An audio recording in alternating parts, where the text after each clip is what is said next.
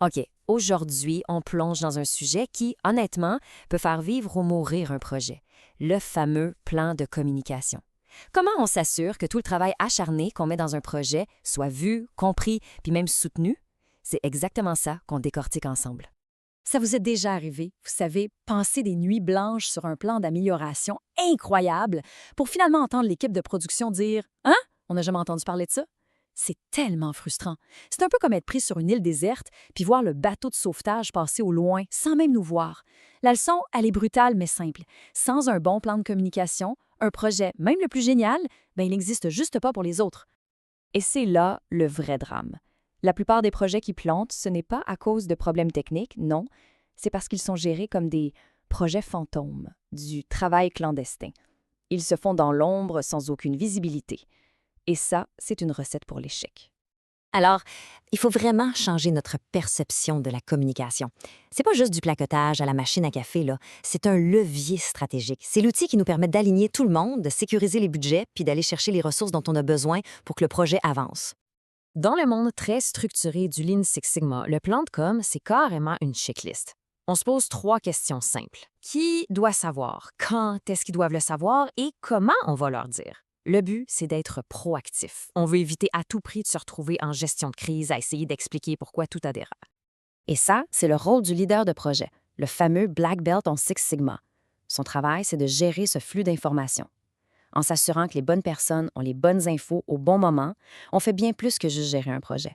On bâtit notre propre crédibilité. On se fait une réputation de quelqu'un de fiable, de transparent, quelqu'un qui a le contrôle.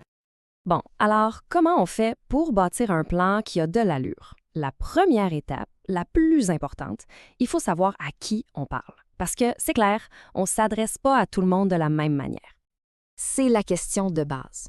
Vraiment. Avant même d'écrire un courriel ou de préparer une présentation, il faut se demander, c'est pour qui ce message? Qu'est-ce qui les intéresse, eux? Qu'est-ce qui les inquiète? C'est quoi leur niveau d'implication dans tout ça? Heureusement, il y a un outil super pratique pour nous aider avec ça, la matrice pouvoir-intérêt. C'est pas compliqué. Imaginez une grille. Sur l'axe vertical, on met le pouvoir d'influence et sur l'axe horizontal, le niveau d'intérêt de la personne. Ensuite, on place chaque personne ou chaque groupe sur cette grille. C'est un bon point de départ. Et là, la magie opère. La matrice nous donne une stratégie claire pour chaque groupe. Regardez. Ceux qui sont en haut, à droite, beaucoup de pouvoir, beaucoup d'intérêt, eh bien, on les gère de près, on les implique activement. Maintenant, le grand patron, il est souvent en haut à gauche. Il a le pouvoir, mais les détails techniques, ça l'intéresse moins. Lui, ce qu'il veut, c'est le ROI, le retour sur investissement. Oubliez les gros fichiers Excel avec lui. À l'inverse, l'équipe technique, qui est souvent en bas à droite, elle a besoin de tous ces détails pour avancer. La clé, c'est vraiment de personnaliser le message. OK, on sait à qui parler et quoi leur dire. Maintenant, le deuxième point, il faut créer un rythme, une cadence. Ce n'est pas suffisant de communiquer juste quand ça nous tente. Il faut que ça devienne prévisible. Regardez bien la différence ici. La communication réactive, c'est la gestion de crise.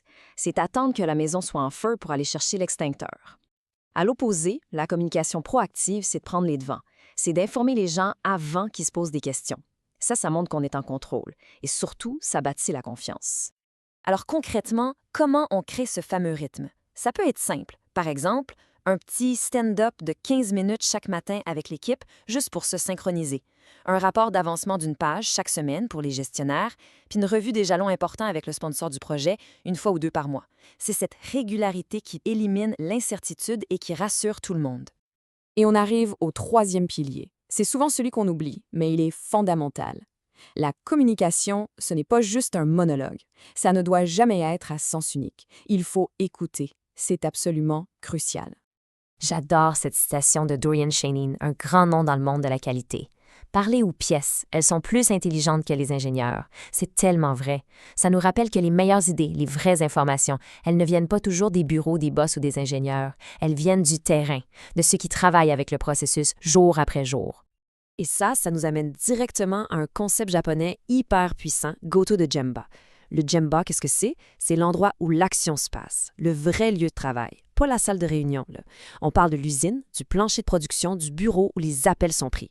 Il faut y aller, observer, poser des questions simples, comme est-ce que ce changement, ça aide vraiment? Et le plus important, écouter la réponse.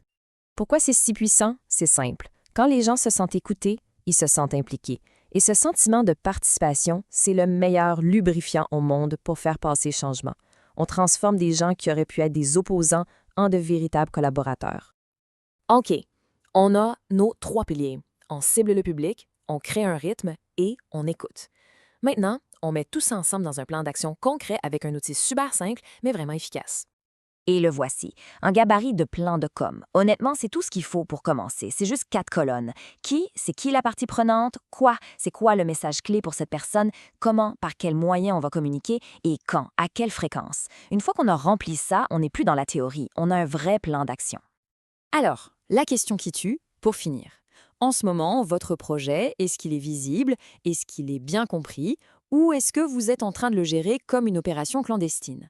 La réponse à cette question, elle pourrait bien décider de son avenir. Non, le chemin est tracé, mais il est plein d'embûches potentielles. Dans notre prochaine analyse, on va s'attaquer à l'évaluation des risques. On va apprendre à voir les problèmes arriver de loin pour sauver le projet avant que ce soit trop tard. On se retrouve là?